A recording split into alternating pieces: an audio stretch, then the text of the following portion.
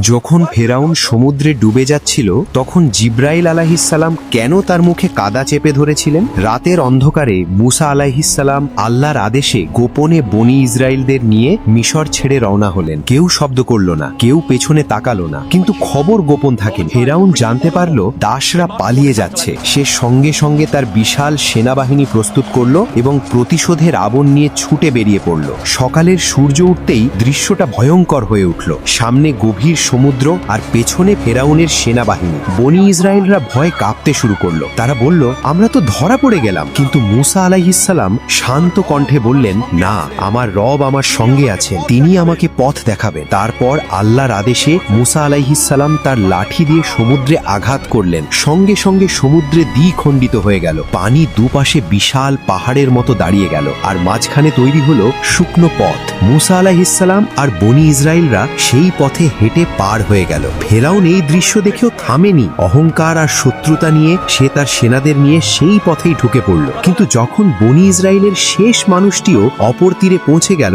তখন আল্লাহ দ্বিখণ্ডিত পানি আবার মিলিয়ে দিলেন। সমুদ্র ঢেকে ফেলল ফেরাউন আর তার বাহিনীকে। ডুবতে ডুবতে ফেরাউন তখন চিৎকার করে বলল, আমি বিশ্বাস করি বনি ইসরায়েলরা যার ওপর ঈমান এনেছে তিনি ছাড়া আর কোনো উপাস্য নেই। আমি এখন আনুগত্যকারীদের একজন। ঠিক সেই মুহূর্তে জিব্রাইল আলাইহিসসালাম সমুদ্র থেকে কাদা তুলে ফেরাউনের মুখে ঢেলে দিলেন। কারণ এটা বিশ্বাস নয়, এটা ছিল মৃত্যুর ভয়।